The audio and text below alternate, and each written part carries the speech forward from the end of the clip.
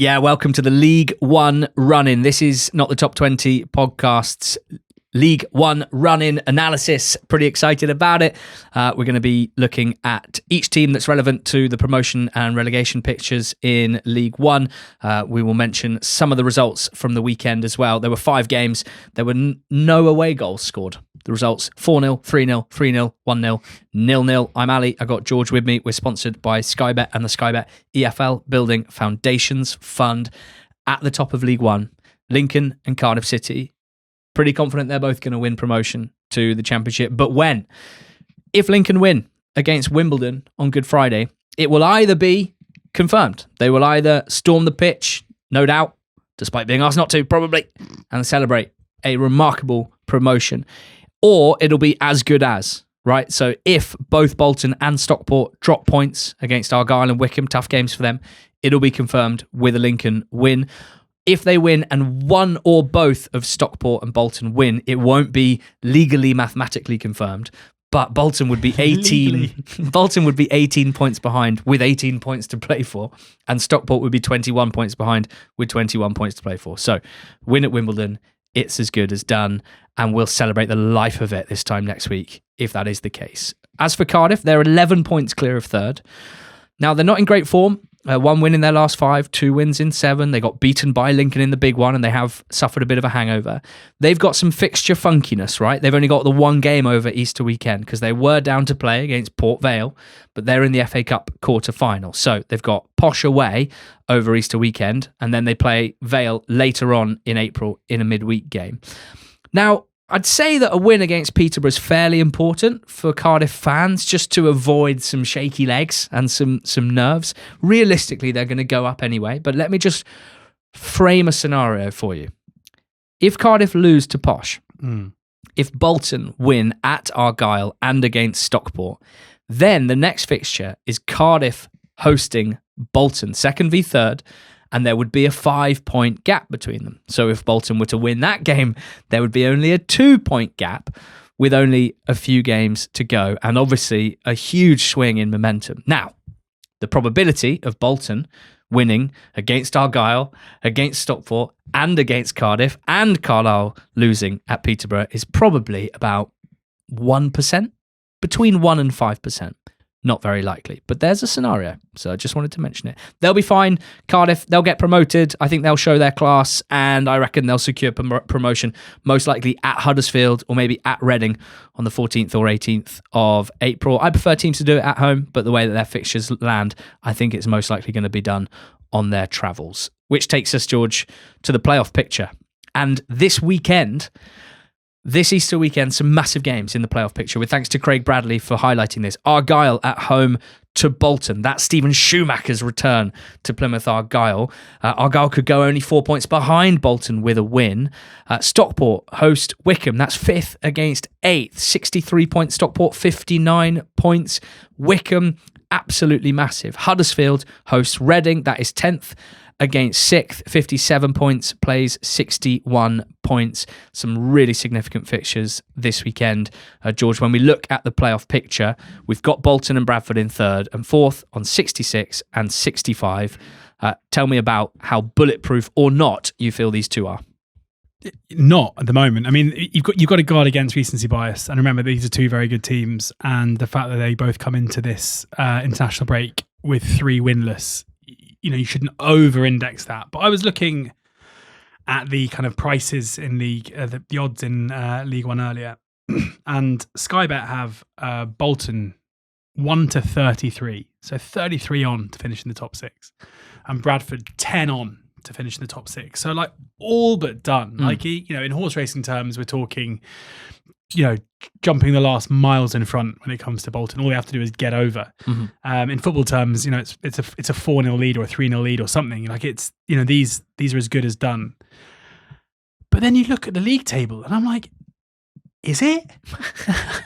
Like, are these prices a bit delayed? Because yeah, of course, they've been in commanding positions all season and we've expected them to do it all season. But Bolton currently sit on 66 points in 3rd, which is only 6 points ahead of Stevenage, who have a game in hand on Bolton. And not only that, but you look at Bolton's upcoming fixtures, and they're incredibly tough. Their next game is Plymouth Argyle away from home. Plymouth Argyle, who themselves are 7 points off Bolton and in great form, and with a win could really put themselves, insert themselves in the conversation. And especially when you consider that there's Argyle there in 9th, there's Wycombe in 8th, there's Stevenage in 7th. It's not the case where there's one team trying to force their way into the top 6. There are a couple who are trying to break in at the moment. Bolton's fixtures, as I say, not ideal at all. Plymouth up next, Stockport after that, and then Cardiff after that, and then Stevenage after that. So they're playing 4 of the current top 9, but also 4 of the informed teams in the league.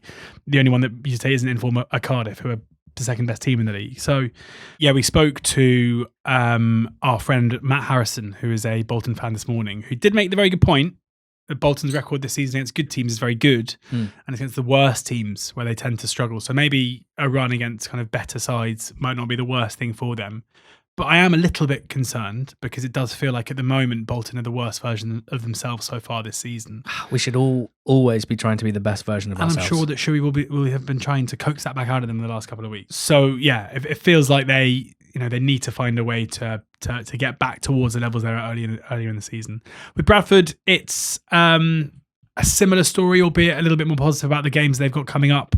Northampton at home on Good Friday feels like a really good opportunity to put the poor recent form behind them. Having said that, their away form is just abysmal, and they're easy after the Cobblers game. Their easiest games between now and the end of the season are all away from home, as we saw. Have seen all season. They really struggle in those anyway.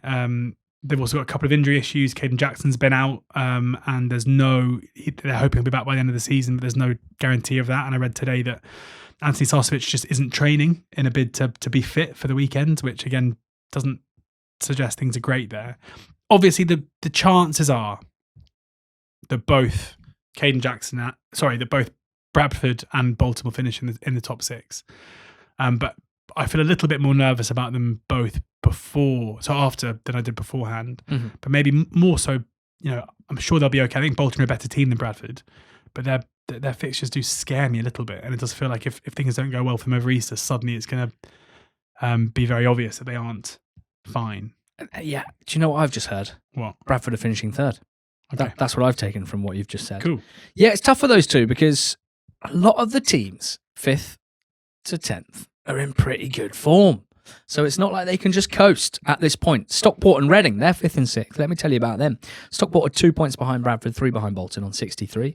But they've played 38 games. Bolton and Bradford 39. A couple of teams have played 40. Reading are on 61. They currently have 6th spot on 61 points. There's Stevenage with 2 games in hand over Reading, 1 point back. And then a point back from them, Wycombe and Plymouth Argyle, and then Huddersfield in 10th, 2 points back on 57, 4 points off Reading. Stockport and Reading both played on the weekend. They both won by 3-0. Pretty comfortable results. Differing levels of performance, I would say. Stockport went ahead against Wimbledon and scored some lightning quick goals. Played with Sidibe and Olafe up top. And the first goal came when Osborne slid it across for Sidibe, who'd sprinted to finish from close range. He then got injured, which meant Carl Wootton came on, and then Olafe set up Wootton for the second goal. But there were quite a few Wimbledon chances between them.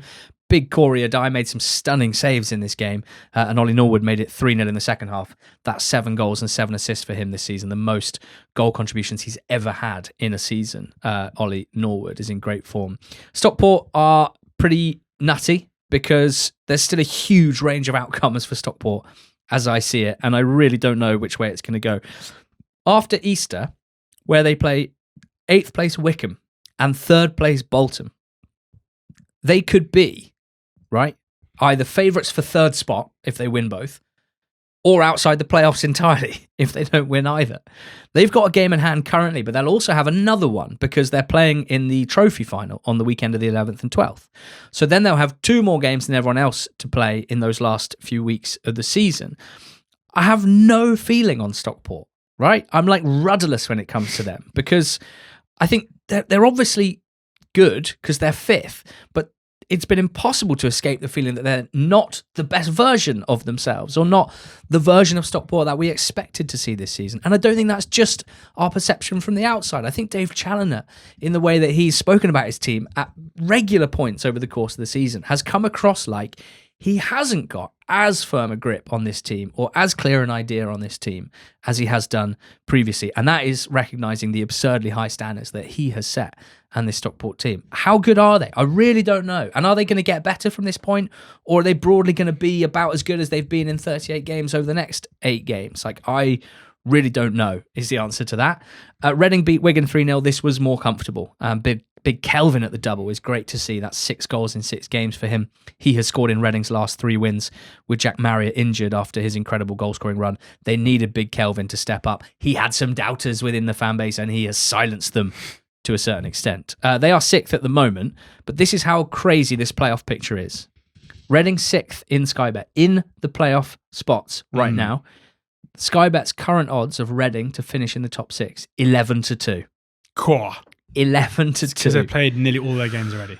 That shows what a kind of confusing picture it is, because obviously Stockport and Stevenage have 2 games in hand, Argyle and Huddersfield have 1, and some of these teams are ticking along fairly nicely. That Reading have, and this is also just crazy, since Liam Richardson was appointed 5 months ago, they've got the 3rd best record in the whole division, Reading, which objectively makes that seem like a brilliant appointment, a brilliant decision from the owners. From a result standpoint, impossible to argue, but still the vibe is far from as sensational as you might expect for a team that have flown up the table and are now in the top 6 where it looked completely out of the question under Noel Hunt.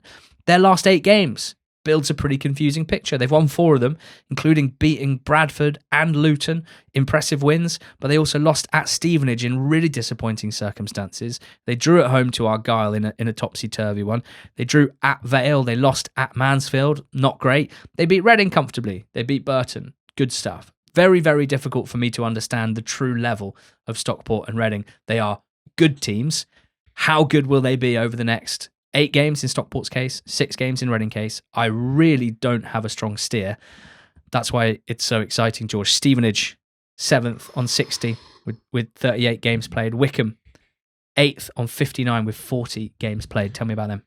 Yeah, very close together in the league table, but you have to think that Stevenage's 2 games in hand on Wycombe and game in hand on plenty of the teams around them might be significant here. And I'd also say that Stevenage looked to me to have the kindest fixtures of the teams we're talking about going into this part of the season, where they got 2 more, but they play Rotherham away, Blackpool at home, a couple of very tough games, Bradford and Bolton away come after that, hosting Lincoln. Lincoln, you'd think by then will be up and probably title winners. And then their last 3 games are Barnsley at home, Doncaster away and Wigan at home. Again, 3 teams you'd expect to have nothing to play for. So their last 4 games could feasibly be against teams with nothing to play for, which could be significant. I also just think, 4 of their last 5 games finished 1-0 one way or the other.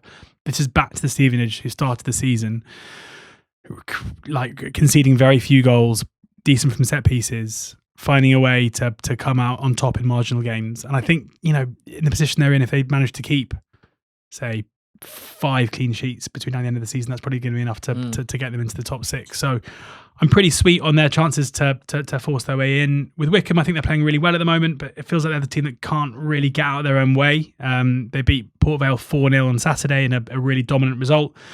They also went to Cardiff and beat them 2-0 a couple of weeks ago. But at the same time, they go to Orient, lose 2-0. They go to Bolton and from a ridiculously commanding 2-0 lead going into the 88th minute, lose that game 3-2. Host Luton and concede 2 from set pieces. I think they're a team that maybe aren't quite ready now to finish in the top 6. It feels like Mike Duff is starting to make them much better from an attacking perspective. And they're probably a team to keep in the notebook for next season. Games coming up pretty tough too. They have the quality to mount the challenge needed, but with 40 games, having already played 40 games and still being outside the top 6, I'd be surprised if they managed to finish in the 6 when the music stops. I enjoyed their attacking play at home to Vale on the weekend, but when I really analysed it, it turns out that Port Vale's defence had basically given up after about 10 minutes. And maybe that's because Fred Onyedinma was playing so well, but it was pretty embarrassing from a Vale point of view. They won't have it that easy. In general, they do score a lot of goals at home, though, Wycombe. Let me talk to you about 9th place Argyle and 10th place Huddersfield. Now, Argyle are 2 points outside the playoff places. They got a game in hand over Reading and Wycombe, but they played a game more than Stockport and Stevenage. Since the start of December, Argyle have picked up the third most points in League One. That's a 4-month period. Since the start of January, 3-month period, they've picked up the second most points behind Lincoln. Since the start of February, they've picked up the second most points behind Lincoln. Since the start of March, the second most points behind Lincoln. Statistically, I think there's an argument that Argyle are the second best team in the league right now. In the last 19 games, they've scored 39 goals and conceded 22 for a plus 17 goal difference. In the previous 20 games, the first 20 games of the season, they scored only 21 and conceded 32 for a minus 11 goal difference. It's a transformation without a managerial change, the likes of which we've not really seen before. And their attacking play is pretty relentless, both from open play, but also particularly from set pieces, where they are a massive threat. Ronan Curtis, Caleb Watts, really good attacking players. Then there's the strikers, Peppel, Orsini, the currently injured Tolai, who I hope we'll see again soon, because what a player he is. Boateng in midfield, very underrated, I think, in League One terms this season. Just a quietly key cog for them. And the back four, this is crucial to give them the platform. Much more settled. You've got Hazard in goal. You've got Edwards, Mitchell, Ross, Mackenzie, back four. They've kind of cracked it. And look, there's 7 more games, and the form might tail off, and it might not be sustainable. But if all of these teams play at broadly the same level as they have done over the last, let's say, 3 months, Argyle are going to make the playoffs. There's no doubt in my mind. Quite friendly fixtures, quite friendly. Bolton at home, tricky on Good Friday, but they will be very confident. Then they travel to Barnsley, who are in a bit of a spin. They host Exeter in a massive spin in the Devon Derby. Then they travel to Wimbledon, who at that point I think will be pretty beachy. They travel to Bradford, not an easy one at all. They finish at home to Port Vale and away to Northampton Town. Again, the only way I could predict Argyle not making it from this point with that fixture list is if unforeseen circumstances come to the fore. And, well, I can't see them. When it comes to Huddersfield, in the last week or so, some news from the club that their head coach, Liam Manning, is to be given compassionate leave for the rest of the season. In a statement, the club said, Liam's made the club aware of ongoing personal matters relating to the tragic passing of his newborn son, Theo, in October 2024, and he will now be given time away from his professional duties. We send him so much love, and his family as well, and everyone connected to the club and to his former clubs who will be feeling his pain, which is, incredibly strong. The team will be overseen by Martin Drury and John Stead in his absence. It's very difficult to predict or analyse Huddersfield in this context, and with their 7 remaining games this season, they're 4 points under 6th spot with a couple of teams in between them. They're not in great form. The team's been struggling for wins, struggling for goals. They're definitely not, compared to some of the teams we're talking about, currently looking like a slick unit full of confidence and good partnerships. If they perform in big games, they'll be a factor. They've got Reading, they've got Wycombe, they've got Cardiff, they've got Bolton. Could be quite interesting with 2 games to go if they go well over the next few games. It seems unlikely right now, but they finish with Mansfield at home and then Wimbledon away. So if they can get to that point with a shot at something, you know, it's quite a nice way to finish the season. But some big games coming up, particularly Reading at home on Good Friday, with Martin Drury and John Stead taking the team forward for now. George, Luton are still in the conversation. They're only 6 points off. A lot of work to do. They're the kind of ones in sneaky good form, whilst a lot of the teams around here aren't necessarily. Would we say sneaky good form? Yeah. Yeah. All right. What would you say? Just kind of good form? Yeah. I suppose. I always look at it like 6 to 8 games, which isn't great. But if you're looking at the last 3, some good results. But I guess no, you're right. But the sneakiness. I mean, they've lost 1 game in their last. Dates back to the 21st of Feb or the 18th of Feb, which was a 3-2 defeat against Reading. They've lost 1 in 7. They've won 2 in 7. So that's pretty sneaky, I'd say. The points return's not great. Sneaky. They've won 2 of the last 3. But I was going to say, it seems to have come down to basically just being quite good from set pieces, which I'm not sure is necessarily. I mean, it can be a route to success. It does feel like Jack Wilshere might have stumbled across a way to improve results, even if I'm still I'm left feeling pretty cold by Luton for the most part, and I find it hard to see them going on the run needed. I mean, they've played 40 games, so they've got 6 games left this season, and they're 6 points off 6th. So if I'm honest, when you sent me the running order, I was a bit surprised to see them in there. Okay. But there's obviously a chance if they go on a run, they could force their way in. If they go to Wembley and they beat Stockport in the Virtue Trophy, that could give them the kind of boost that could kickstart their season, I guess. Fixtures are relatively kind. They host Peterborough next. They host Northampton after the final. They go to Mansfield and Rotherham before hosting Barnsley. So yeah, I mean the games are there for them to be able to do it. I just haven't really seen enough quality from them to make me think they're capable of going on a run of 18 points from 6 games. League One relegation picture. We got Port Vale bottom on 31. Northampton on 35, Rotherham on 36. Then a 7-point gap to Exeter, who have dropped into the relegation zone. Then a 2-point jump to Blackpool and Wigan. Burton are 1 point above that on 46. Then 3 points up to Orient and Mansfield, who are 6 points above it. Some big games coming up over Easter. We got Wigan Orient on Thursday night. That's 17th against 19th. Blackpool against Exeter is absolutely ginormous, with Blackpool on 45 and Exeter on 43. Vale are at the bottom. I'll start with them. They've got Chelsea away over Easter weekend, an iconic cup run so far, the one bright spot in a horrendous season. What chance an early Ben Waine goal to make things really interesting at Stamford Bridge. I'd love to see that. When they get back to league form, will they simply unravel? I think there has to be a chance. Their performance in a 4-0 defeat to Wycombe suggests they might be unravelling. They are 14 points from safety. The backline was an absolute horror show. So they're going to go down. I'm pretty confident of that. But their performance in the remaining games will still be quite important to other teams this season, right? They still play Rotherham and Wigan, for example. Will that be an easy 3 points for those teams that might really need them, or will it not? They play Argyle. They play Stockport near the end of the season. Will that be an easy 3 points for those playoff chasers? They play Cardiff away as well at a time where if Cardiff have a tricky few weeks, they might just love a gimme home win against Port Vale. So they still have a part to play, but they're going to get relegated. George, Northampton and Rotherham, they are, 10 and 9 points from safety. This has escalated quite fast, hasn't it, with these two? Yeah, I mean, I think it looks pretty all over to me. I think these are the 2 worst teams in the league right now. We have 2 new managers. Colin Calderwood is the interim manager of Northampton and will be in post until the end of the season. I read Calvin Thomas's interview when this was announced a couple of days ago, and he basically admitted, and fair play to him, he was like, we kind of hope that sacking Kevin Nolan might do something, and it hasn't. There are managers that we want, but they're currently in jobs. I would think one might be a certain Andy Woodman. So we're going to wait until the summer, and we told Colin just to get as many points as he can between now and the end of the season. It sounds to me like they're a team that are kind of accepting their fate and hoping that maybe things can turn, but the performances are so poor that it's hard to really sit here and make a case as to why they might do. With Rotherham, Lee Clark has come in. There was a 3-0 defeat against Lincoln last time.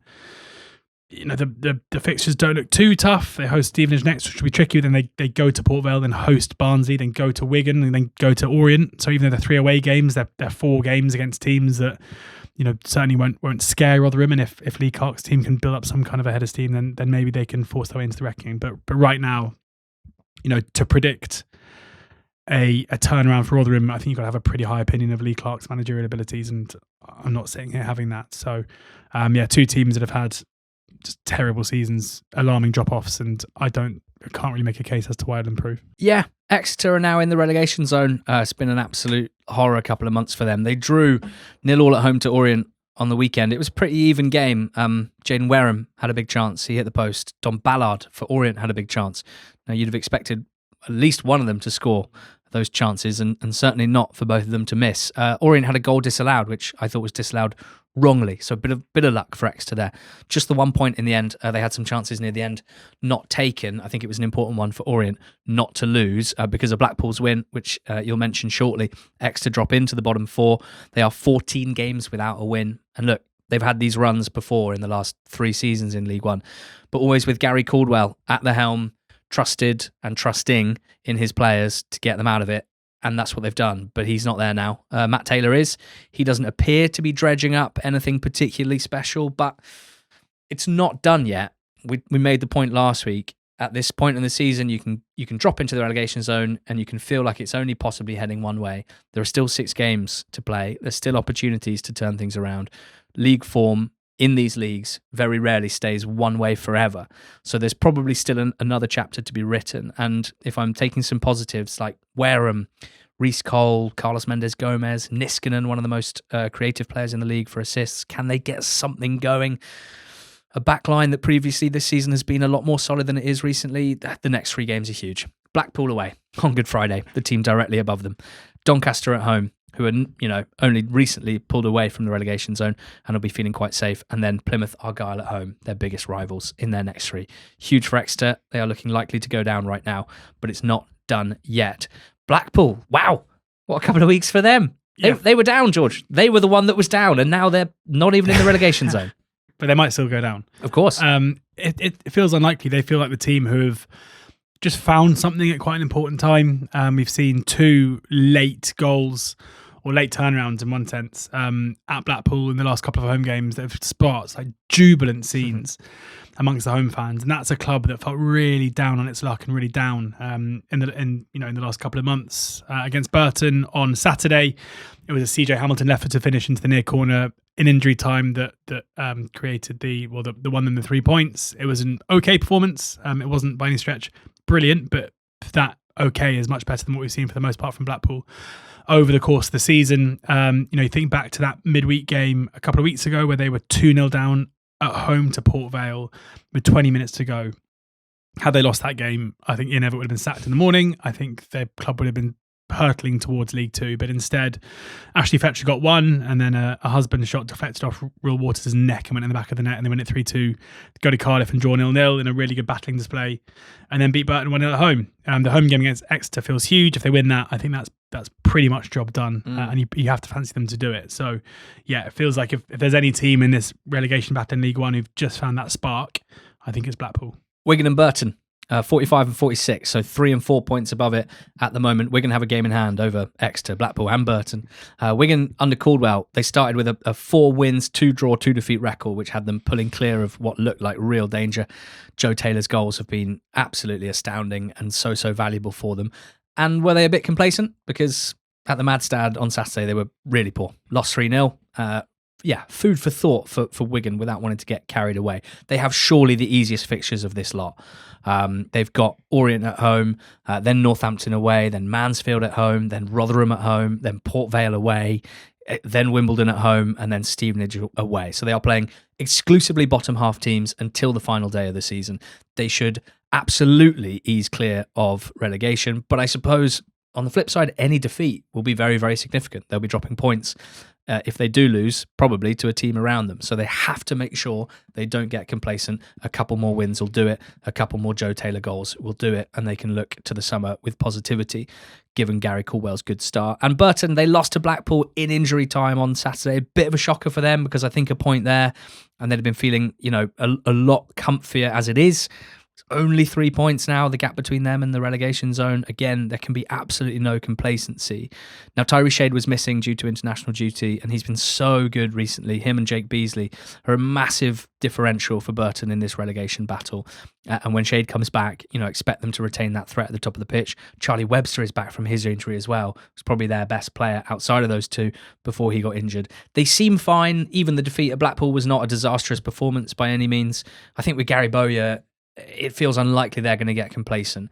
Fairly friendly fixtures as well with Barnsley and then Mansfield, then Wimbledon and Peterborough, then Exeter and Leyton Orient. Again, all teams 12th and below to finish the season. So I think they'll probably be fine. What about Orient and Mansfield, George? Any danger for them? They're on 49, so they're 6 points above it and tons of games in hand between them. Yeah, I think they should be okay. Mansfield in particular, they've only played 37 games. They should be okay. Their last 4-5 games are pretty grim. They host Luton, they then have 3 consecutive away games against Stockport, Huddersfield and Peterborough before hosting Cardiff on final day. So I think Mansfield fans and Nigel Clough will want to get points on the board relatively soon, but it would be an almighty fall apart. An almighty fall apart. It'd be a huge, to be on 49 points. It will be an absolute fall apart. 49 points from 37 would be an incredible place to get relegated from. Yeah, exactly. So I think they should be okay. And looking at not the top tables on NTT20.com, their kind of 5-game and 10-game XG ratio is really strong. Orient, fair play to Richie Wellens. It feels like he's making big calls and getting them right. We're seeing him consistently make changes at half-time in games. I saw Matthew Craig came on for an injured Sean Clare after 18 minutes on Saturday and then went off again at half-time. So like we know that Wellens is pretty happy to throw punches and rather than pull them. And he's, at the moment he's making decisions that seem to be working. You've got 4 home games left and 3 of those are against Mansfield, Rotherham and Burton. So again, given the uptick recently, you have to think they're going to be okay. Okay. Predictions? League One predictions with a month or so to go. My top 2, Lincoln and Cardiff. Yeah, I think Lincoln are going to fall. Nah, Lincoln champions, Cardiff second. The playoffs, God knows. I'm going to stick with what I said 2 weeks ago. Bolton, Bradford, Stockport, Plymouth, Argyle. Yeah, I'm the same. I am the same. I think, Bolton, Bradford, Stockport and Argyle. But I do worry a little bit about... I think one of Bolton or Bradford might sweat more than they're anticipating to sweat. One thing I'm confident on is that won't be right. Like, that won't happen. We really? both think it'll happen, but that probably not. Balance of probabilities, that probably Correct, won't happen. Yeah. But that's what we think is going to happen. Bolton, Bradford, Stockport and Argyle. Bottom 4, the current bottom 4, I think will go down. Port Vale, Northampton, Rotherham, Exeter. Yeah, I'd like to say something interesting to differentiate, but I'm not going to. I'm with you. We've done this exact episode, all this analysis for the Championship and League 2 as well. Find them wherever you found this one. Cheers. Go out.